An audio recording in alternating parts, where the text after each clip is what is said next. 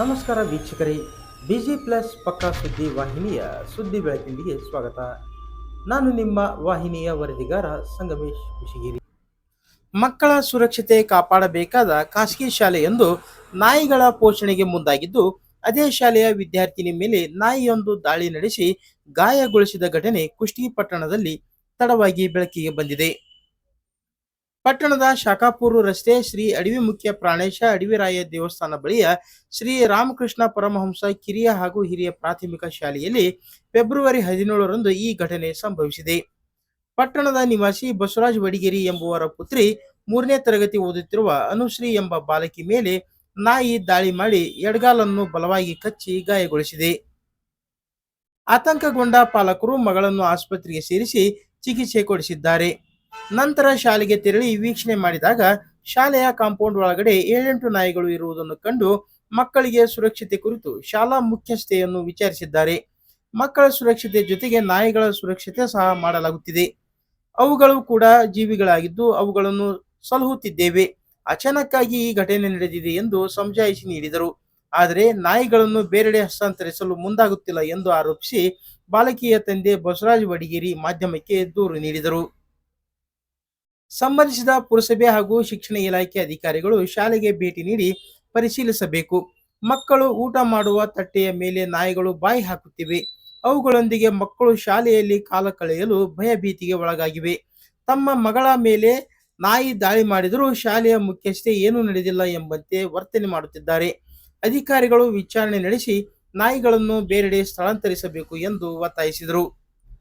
ಈ ಕುರಿತು ಶಾಲೆಯ ಮುಖ್ಯಸ್ಥೆ ರೇಣುಕಾ ಎಂಬುವರನ್ನು ಮೊಬೈಲ್ ಕರೆ ಮಾಡಿ ಸಂಪರ್ಕಿಸಿದಾಗ ಪ್ರತಿಕ್ರಿಯಿಸಿದ ಅವರು, ಶಾಲೆಯಲ್ಲಿ ಮತ್ತು ಶಾಲಾ ಆವರಣ ಸುತ್ತಮುತ್ತಲ ಪರಿಸರದಲ್ಲಿ ನಾಯಿಗಳು ಇರದಂತೆ ನೋಡಿಕೊಳ್ಳಬೇಕು ಎಂದು ಶಿಕ್ಷಣ ಇಲಾಖೆ ನೋಟಿಸ್ ಜಾರಿ ಮಾಡಿದೆ.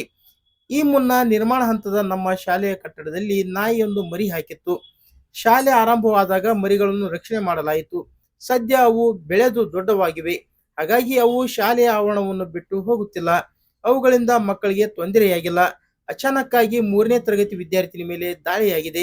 ನಮ್ಮ ಸಂಸ್ಥೆಯಿಂದ ಮಗುವಿಗೆ ಪ್ರಥಮ ಚಿಕಿತ್ಸೆ ಕೊಡಿಸಿದ್ದೇವೆ. ಶಾಲಾ ಅವಧಿಯಲ್ಲಿ ನಾಯಿಗಳು ಇರದಂತೆ ನೋಡಿಕೊಳ್ಳಲು ಶಾಲೆಯ ಮಹಡಿ ಮೇಲೆ ಪ್ಲೈವುಡ್ ಶೆಡ್ ನಿರ್ಮಿಸಿ ಅಲ್ಲಿ ಕೂಡಿ ಹಾಕಿದ್ದೇವೆ ಎಂದರು. ತಮ್ಮ ಶಾಲೆಯ ಮಕ್ಕಳ ಸುರಕ್ಷತೆ ಬಗ್ಗೆ ಹೆಚ್ಚು ನಿಗಾ ವಹಿಸಬೇಕಿದ್ದ ಶಾಲೆಯ ಮುಖ್ಯಸ್ಥೆ ತನ್ನ ಸಾಕಿದ ಶ್ವಾನಗಳ ಬಗ್ಗೆ ಹೆಚ್ಚು ಪ್ರೀತಿಯನ್ನು ತೋರುತ್ತಿರುವುದು ವಿಪರ್ಯಾಸ.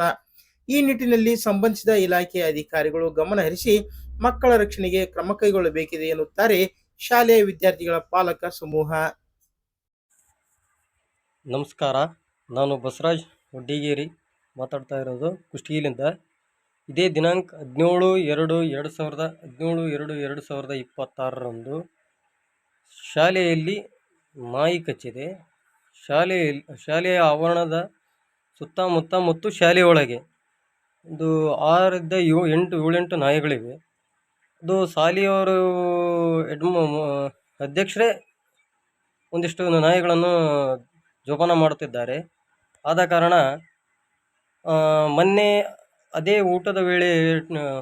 ಊಟದ ಟೈಮಲ್ಲಿ ನಾಯಿ ಕಚ್ಚಿದೆ.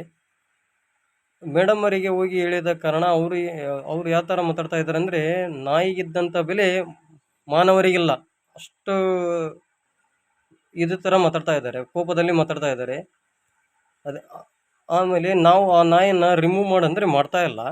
ಮತ್ತು ಆ ಸ್ಕೂಲಿನ ಮೇಲೆ ಅವನ್ನ ಸಾಕಬೇಕೆಂದು ವಿಚಾರ ಮಾಡ್ತಾ ಇದ್ದಾರೆ. ಕಟ್ಟಡವನ್ನು ಕಟ್ತಾರೆ ಅಂತ ಸ್ವಲ್ಪ ಸುದ್ದಿ ಬಂದಿದೆ.